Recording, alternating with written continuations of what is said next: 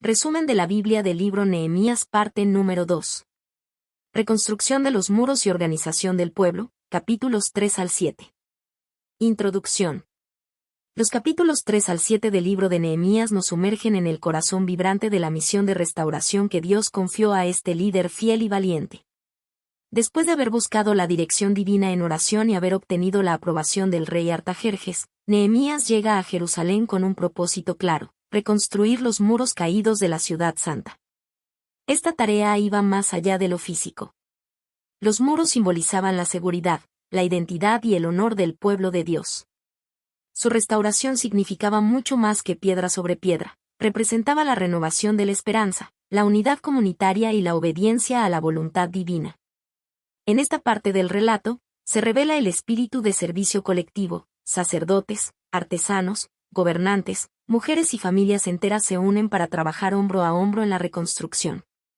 No obstante, el proyecto no está exento de dificultades. Los enemigos externos ridiculizan, amenazan y conspiran contra la obra, mientras que dentro del pueblo emergen problemas de injusticia social y desigualdad. Frente a cada desafío, Nehemías actúa con sabiduría, discernimiento y una fe inquebrantable. Él no solo es un estratega y organizador, sino también un hombre profundamente comprometido con la justicia, la verdad y la santidad. Estos capítulos no solo narran la reconstrucción de un muro, sino la edificación espiritual de un pueblo que, por medio de la obediencia y el trabajo conjunto, comienza a recuperar su dignidad y propósito. Nehemías nos enseña que cuando un líder se entrega a Dios con integridad, y una comunidad responde con unidad, incluso lo que ha sido devastado puede levantarse para la gloria del Señor. Capítulo 3. La organización de la reconstrucción del muro. Este capítulo destaca la admirable estructura y planificación con la que Nehemías organizó la reconstrucción del muro de Jerusalén. Lejos de ser un simple relato de labores físicas, el capítulo es un testimonio de unidad, compromiso comunitario y propósito compartido bajo la dirección divina. Nehemías documenta detalladamente cómo cada grupo familiar, gremio profesional y líder local tomó responsabilidad de una parte específica del muro o de alguna de las puertas simbólicas de la ciudad. La obra comienza con el sumo sacerdote Eliasib y otros sacerdotes que restauran la puerta de las ovejas, marcando un inicio espiritual a la reconstrucción. A partir de ahí, se menciona a una gran variedad de personas: orfebres, perfumistas, gobernantes locales, mujeres y hasta familias completas. Cada uno trabajó en su sección asignada, sin importar su ocupación o posición social. Incluso algunos vinieron desde otras regiones para colaborar. Este capítulo refleja cómo una visión común puede movilizar a toda una comunidad hacia un fin más grande que ellos mismos. A pesar de que algunos nobles no quisieron cooperar, la mayoría del pueblo mostró una disposición admirable, señal de un liderazgo eficaz y de corazones dispuestos. La descripción minuciosa de los nombres y sus tareas también demuestra que cada esfuerzo, por pequeño que parezca, tiene valor ante Dios y merece ser reconocido. Más allá de los detalles arquitectónicos, este capítulo enseña que cuando el pueblo de Dios se une con propósito, entrega y humildad, grandes cosas pueden ser logradas, aún frente a la adversidad. Puntos clave. Participación activa de sacerdotes, líderes, familias y distintos gremios en la reconstrucción. Trabajo organizado meticulosamente, con asignación de secciones del muro y restauración de puertas importantes. Espíritu de cooperación, servicio voluntario y responsabilidad colectiva que refleja unidad en medio de la diversidad. Reconocimiento individual y colectivo del esfuerzo de todos los colaboradores. Lección de que cada persona tiene un papel importante en la obra de Dios, sin importar su estatus o profesión. Capítulo 4. Resistencia externa y vigilancia constante. A medida que el proyecto de reconstrucción del muro de Jerusalén avanzaba con firmeza bajo el liderazgo de Nehemías, también se intensificaban las amenazas de aquellos que se oponían a la restauración del pueblo de Dios. Los principales opositores, Sanbalat, Tobías, y otros aliados como los árabes, los amonitas y los de Asdod, no podían tolerar que Jerusalén volviera a fortalecerse. Sus críticas comenzaron con burlas sarcásticas y desprecio abierto. ¿Qué están haciendo estos débiles judíos? ¿Acaso terminarán en un día? En Nehemías 4, 2. Tobías incluso ridiculizó diciendo que si una zorra se subía al muro, lo derribaría. Este tipo de ataque no era solo verbal, sino psicológico. El objetivo era minar la moral, sembrar miedo y detener el avance. Sin embargo, Nehemías no permitió que el desánimo se infiltrara en el corazón del pueblo. En lugar de responder con hostilidad, se dirigió a Dios en oración, pidiendo que Él se encargara de los enemigos. Esta reacción revela la espiritualidad madura de Nehemías, quien ante el conflicto, recurría primero a la intercesión. Cuando los opositores vieron que el muro continuaba reconstruyéndose hasta la mitad de su altura porque el pueblo tuvo ánimo para trabajar, Nehemías 4:6, decidieron organizar un ataque más directo. El plan era sorprender a los constructores y generar confusión. Ante esta amenaza real, Nehemías no se quedó en la oración solamente. Actuó con sabiduría y estrategia, organizando turnos de vigilancia día y noche, dividiendo al pueblo para que una parte trabajara mientras la otra custodiaba con lanzas, espadas y arcos. Nehemías también tomó precauciones adicionales, armó a los constructores, quienes trabajaban con una mano y sostenían el arma con la otra. Incluso el que tocaba la trompeta estaba junto a Nehemías, preparado para alertar a todos en caso de peligro. Esta organización militar improvisada muestra un equilibrio ejemplar entre la confianza en Dios y la responsabilidad humana. La fe no es pasividad, es acción confiada y consciente. Nehemías no solo se encargó de la logística, sino también de motivar al pueblo. Les recordó que debían pelear por sus hermanos, sus hijos, sus esposas y sus casas. Este llamado emocional y espiritual elevó el ánimo colectivo y reafirmó el propósito de su labor. No era solo por un muro, sino por la restauración de su identidad y su fe. Gracias a esta vigilancia constante, el plan enemigo fue frustrado, y el muro siguió levantándose. El pueblo se mantuvo alerta, algunos incluso dormían con su ropa puesta, preparados para defenderse en cualquier momento. Puntos clave. Burlas y amenazas crecientes de los enemigos. Los opositores tratan de detener la obra por medio de burla, humillación y miedo. Nehemías responde con oración y sabiduría, eleva oraciones a Dios, pero también toma medidas prácticas de defensa. Trabajo y vigilancia simultánea. Se establecen turnos para trabajar y proteger la obra, reflejando organización, compromiso y liderazgo. Fe activa y liderazgo inspirador. Nehemías fortalece al pueblo con palabras de ánimo, recordándoles por qué luchan y en quién confían. Unidad y determinación del pueblo. A pesar del peligro, los trabajadores no se rinden, sino que se adaptan y perseveran. Enseñanza clave. Este capítulo es un poderoso recordatorio de que toda obra que honra a Dios enfrentará oposición. Las críticas, el desánimo y los ataques pueden surgir tanto del exterior como del interior. Pero cuando el pueblo de Dios ora, se organiza y permanece unido, puede resistir toda amenaza. La vigilancia constante no es solo física, sino también espiritual. Como Nehemías, estamos llamados a confiar en Dios sin descuidar la acción, y a luchar con valor por aquello que Dios nos ha encomendado reconstruir. Capítulo 5. Injusticias internas y el ejemplo de Nehemías. Mientras los judíos enfrentaban amenazas externas y vigilaban día y noche para proteger la reconstrucción del muro, surgió un conflicto inesperado, una crisis social interna. Algunos de los judíos más pobres comenzaron a levantar la voz contra sus propios hermanos debido a la opresión económica. Esta tensión amenazaba con debilitar la unidad del pueblo más que cualquier enemigo externo.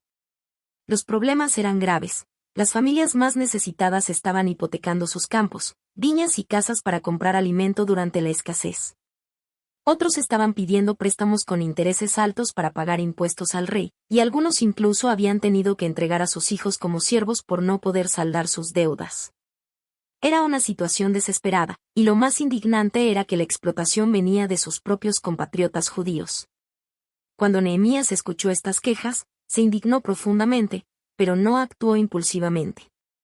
Primero reflexionó en su corazón, luego confrontó a los nobles y oficiales de manera directa, acusándolos de actuar injustamente al cobrar intereses a sus hermanos, lo cual estaba prohibido por la ley de Moisés.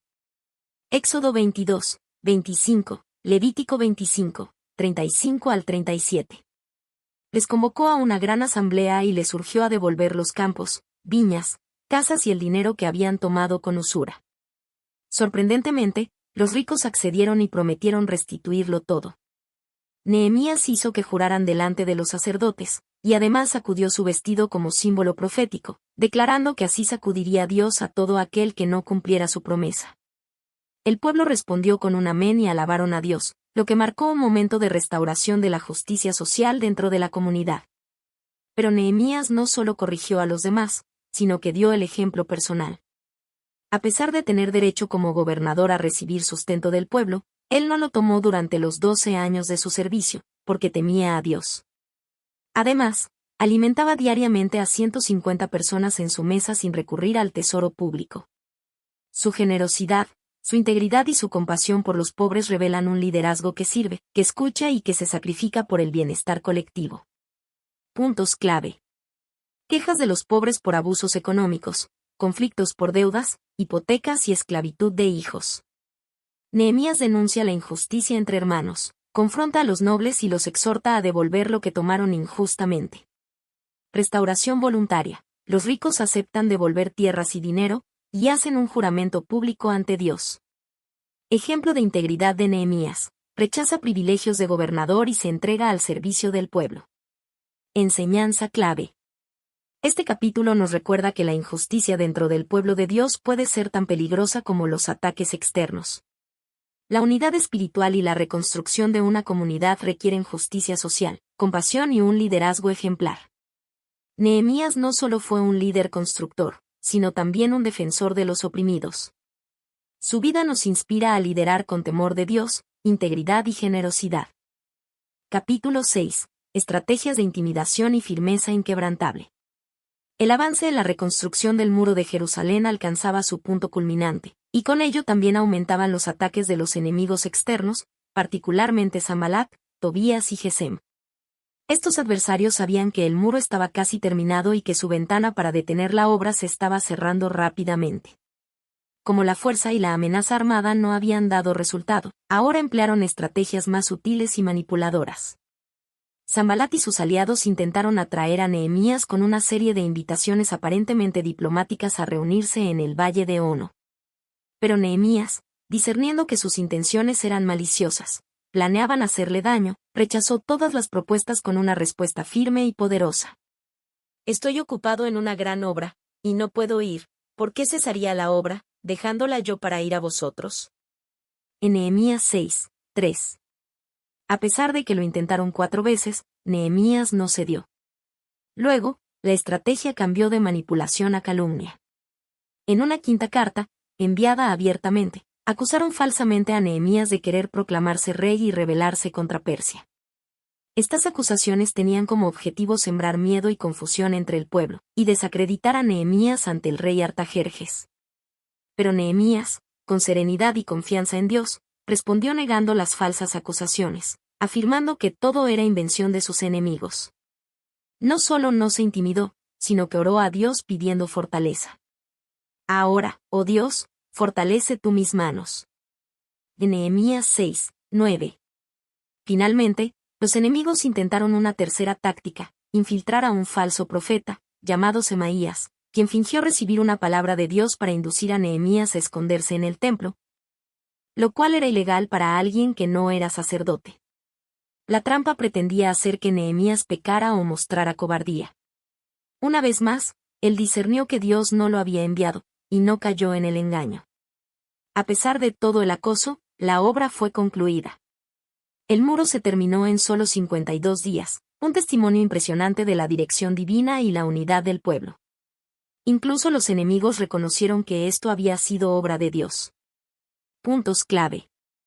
Invitaciones engañosas para distraer a Nehemías. Falsas acusaciones de rebelión y ambición personal. Tentación de un falso profeta para inducir al pecado y al miedo. Oración constante y discernimiento espiritual. Finalización milagrosa del muro en 52 días. Enseñanza clave. Este capítulo enseña que cuando alguien está comprometido con una misión dada por Dios, la oposición puede ser persistente y astuta, pero la fidelidad, la oración y el discernimiento espiritual son armas poderosas. Nehemías nunca perdió de vista su llamado ni permitió que el miedo lo paralizara. Su actitud firme y su dependencia constante de Dios nos recuerdan que la obra de Dios debe continuar, a pesar de las críticas, el engaño y la intimidación. Capítulo 7. Protección del muro y organización del pueblo. Con el muro de Jerusalén ya reconstruido y las puertas colocadas, Nehemías se enfocó en asegurar y consolidar la restauración. La obra física estaba terminada, pero ahora comenzaba una nueva fase, el fortalecimiento espiritual, organizativo y social del pueblo. Nehemías primero designó a líderes confiables para el cuidado de la ciudad. Puso a su hermano Hanani y a Ananías, hombre temeroso de Dios, como encargados de Jerusalén. Estos nombramientos reflejan su criterio espiritual. No solo buscaba capacidad, sino integridad y reverencia hacia Dios. También ordenó establecer turnos de vigilancia, asegurando que las puertas no se abrieran hasta que el sol estuviera alto y se cerraran con guardias apostados. Luego, observando que la ciudad era amplia pero estaba escasamente habitada, Nehemías tomó la decisión de hacer un registro genealógico. Encontró el libro de los que habían regresado previamente del exilio bajo Zorobabel, y con ello verificó la identidad y el linaje de los habitantes. Esta lista incluía nombres de familias, sacerdotes, levitas, cantores, porteros, sirvientes del templo y personas que no podían demostrar su genealogía. Este censo no era solo administrativo, sino un acto de reafirmación de identidad nacional y espiritual. Nehemías estaba estableciendo orden y legitimidad entre el pueblo, preparando las condiciones necesarias para un verdadero avivamiento. También se detallan las contribuciones voluntarias que algunos jefes hicieron para la obra del templo, reflejando una disposición generosa y comprometida con la vida espiritual de la nación. Puntos clave. Nombramiento de líderes justos y temerosos de Dios. Establecimiento de vigilancia para proteger la ciudad. Censo del pueblo basado en genealogías previas. Confirmación del linaje sacerdotal y levítico. Contribuciones voluntarias para el templo. Enseñanza clave. Este capítulo nos enseña que la reconstrucción de una comunidad no solo se basa en muros o estructuras físicas, sino en orden, identidad y liderazgo piadoso. Nehemías no se conformó con haber completado una obra visible, buscó establecer raíces espirituales y sociales duraderas. La vigilancia, el liderazgo justo y el sentido de pertenencia son pilares fundamentales para sostener lo que Dios ha restaurado. Conclusión: la restauración de Jerusalén bajo la dirección de Nehemías. Los capítulos 3 al 7 del libro de Nehemías nos muestran una restauración integral de Jerusalén, no solo en términos físicos, sino también en lo espiritual, organizativo y social. A través de estos capítulos, Nehemías demuestra un liderazgo sabio, decidido y fiel, que guía al pueblo en medio de oposición externa e injusticias internas, asegurando que la misión de restauración no solo sea cumplida, sino que se haga de manera ordenada y con la bendición de Dios. En el capítulo 3, el énfasis está en la colaboración y la unidad del pueblo. Cada familia, líder y grupo participó en la obra de reconstrucción, mostrando que la restauración es un esfuerzo colectivo que requiere el compromiso de cada miembro de la comunidad. El capítulo 4 resalta cómo la oposición externa se intensifica, pero Nehemías responde con oración, fe y una estrategia práctica. La sabiduría para equilibrar la acción espiritual con la acción práctica se convierte en un principio fundamental para avanzar en cualquier obra significativa, incluso frente a la adversidad. En el capítulo 5, la injusticia interna del pueblo se enfrenta con valentía. Nehemías aborda las quejas del pueblo por los abusos de los nobles y restauradores de la ley, mostrando que una verdadera restauración no solo depende de las estructuras físicas, sino de un corazón recto y justo. El capítulo 6 nos muestra la astucia y perseverancia de los enemigos, pero también la firmeza de Nehemías ante las amenazas y manipulaciones. La oración constante y el discernimiento son clave para mantenerse firme en el llamado de Dios, sin dejarse desviar por las calumnias y los engaños. Finalmente, en el capítulo 7, Nehemías da el paso hacia la consolidación de la comunidad, asegurándose de que el orden y la organización estén bien establecidos. La designación de líderes confiables y la realización de un censo del pueblo son pasos esenciales para dar legitimidad y estabilidad a la restauración.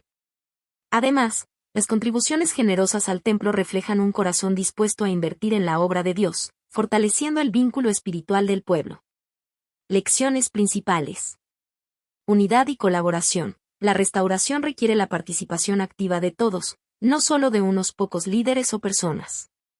Fe y acción. La oposición siempre será parte del proceso, pero la fe en Dios y la acción diligente van de la mano para superar cualquier desafío. Justicia y equidad. Una verdadera restauración no solo es física, sino que también debe ser moral y justa, cuidando las necesidades y derechos de todos los miembros de la comunidad. Firmeza ante la oposición. Las amenazas externas e internas no deben desviar el enfoque en la misión, sino que deben ser enfrentadas con oración, discernimiento y decisiones sabias. Consolidación organizativa. La restauración no termina con la obra física. También es necesario establecer un orden duradero, con líderes capacitados y un pueblo comprometido. En resumen, estos capítulos no solo narran la reconstrucción de los muros de Jerusalén, sino que enseñan principios de liderazgo, trabajo en equipo, justicia social y fortaleza espiritual que son aplicables a cualquier comunidad que busque restaurar lo que ha sido dañado, siempre bajo la guía de Dios.